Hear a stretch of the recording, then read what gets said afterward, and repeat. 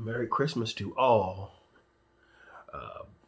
This is Robert Sampson again, Lefty Preacher as they call me, here in my studio. I want to do a quick review for you today on a new microphone that I picked up. This microphone is made by Presonus. It's new on the market, and it's really going to give the Shure SM7B a run for its money. I wish I had an SM7B here to compare side by side, but all I can do right now is just give you my my review on the Presonus. Presonus, I'm guessing, came up with this microphone to be a cost-effective version of the SM7B and other large diaphragm broadcast microphones. The average price of a broadcast microphone that's a really good microphone, they usually start around $250 and go up from there. So coming in at the price point of $129.99 is, it's like, wow. If anybody knows anything about Presonus, because I never was a Presonus guy, I never knew much about them until I got my RML32 AI stage box. I've had nothing but luck with this thing. But I was looking for something that I could warm up my vocals in the studio. Not speaking necessarily, but singing. And large diaphragm microphones are really good for, when you got to sing. Like I sing blues and I sing gospel and I sing stuff that really needs a microphone that's going to be able to handle loud, powerful vocals. And sometimes I find a 57 or 58 just can't quite get me that sound that I'm looking for. So, I did a lot of research on a lot of different microphones, and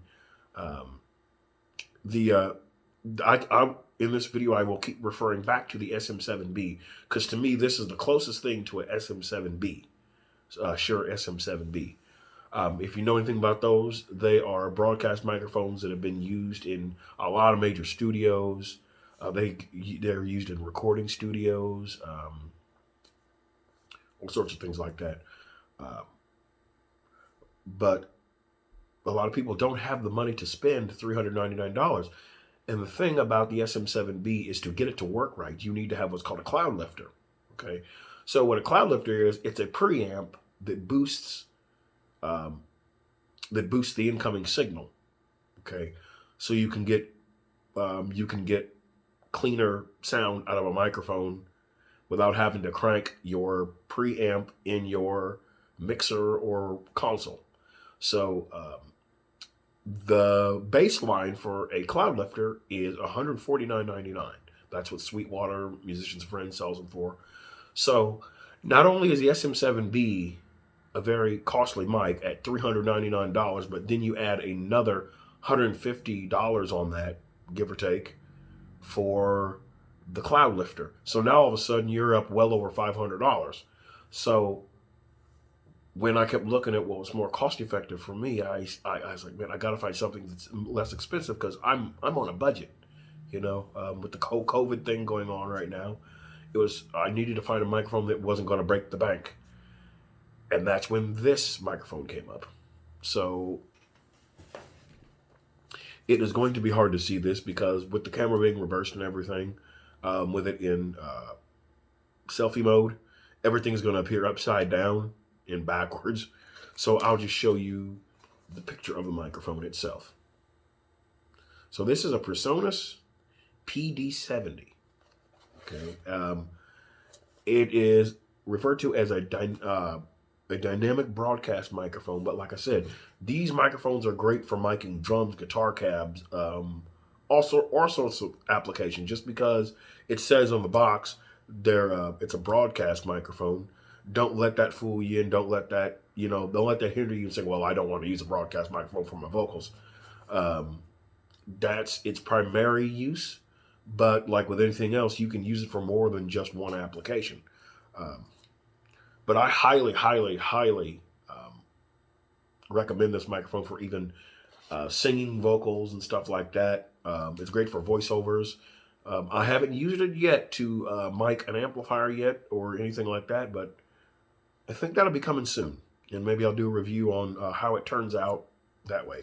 So this PD-70, um,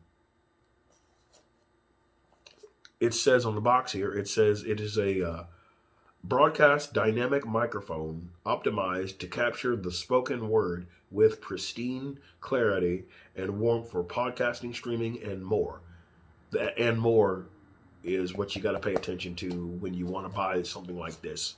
Um, yeah, most people buy them for the broadcast aspect of them, but these large diaphragm microphones are so great because, like I said, they can handle higher SPL levels than your standard uh, smaller microphones like I say a 57 or 58.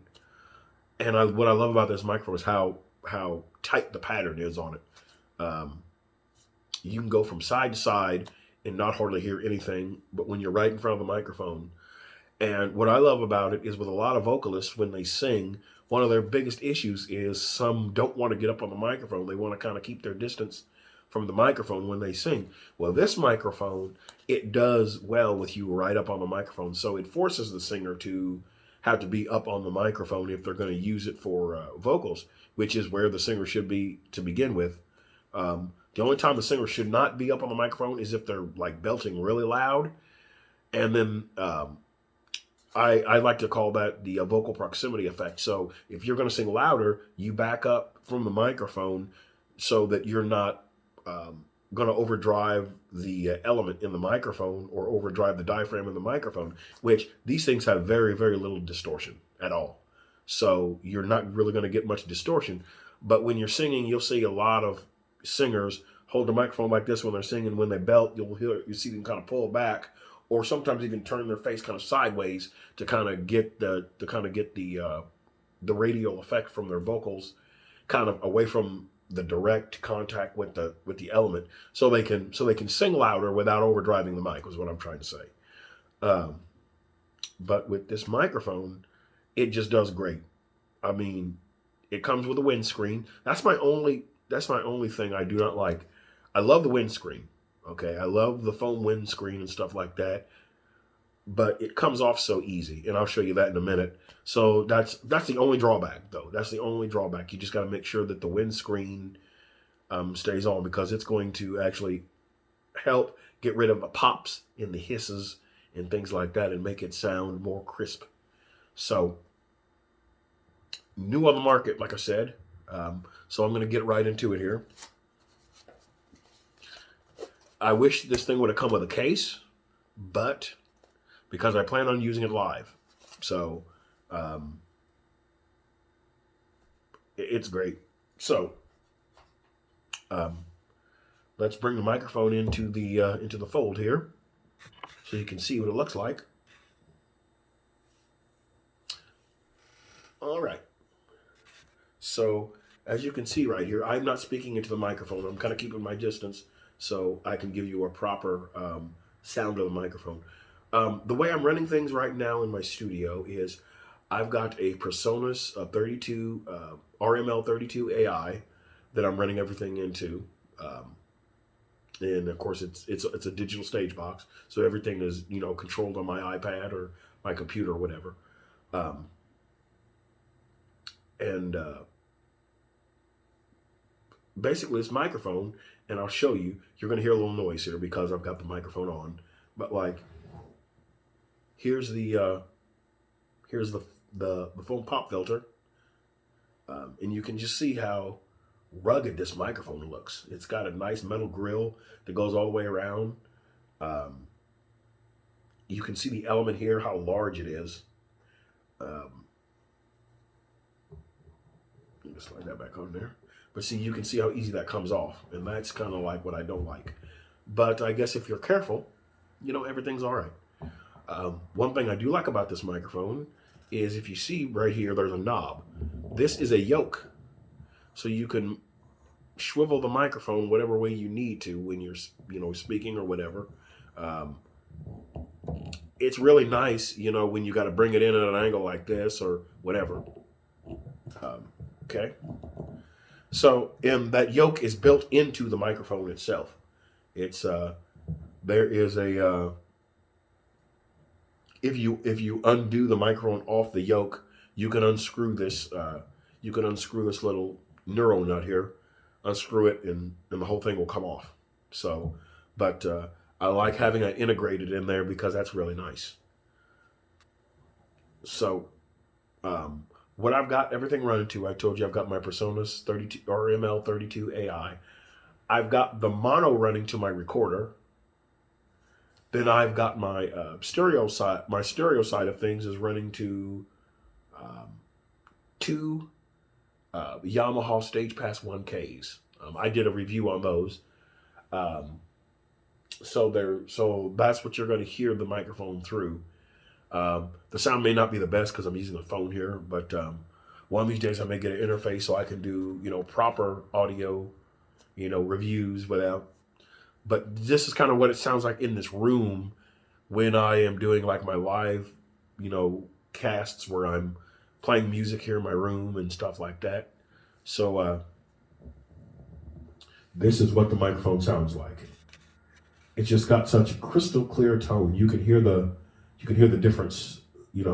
Here's just me speaking, and this is no EQ. This is flat. This has just got this beautiful crisp tone that you can give it a lot. Yeah.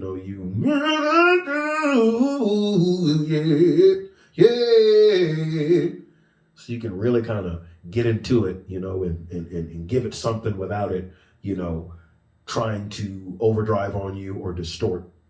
Like I said, price point $129.99. I mean, that's barely above the same price of a 57 or a 58. So I mean, you can't beat that price. You can't beat it. And for that price, I'll probably order myself a couple more, so I can use them, to maybe my guitar cabinets and whatever else in the studio that I need to. Amazing microphones. I mean, I just can't say enough about this microphone. The first day that I sang into this thing, and I was doing some recording, I was like, wow, listen to that. You can hear every nuance. You can hear every, it captures everything that your vocal should be. There's no mid-range to cover up this. There's no low end to affect that. There's no, high, end to just, make your ears hurt. It's just such a crystal clear microphone. And once again, this is Robert Lefty Preacher Sampson with the review on the Presonus PD-70. Go out and get you one, y'all. You can't beat the price.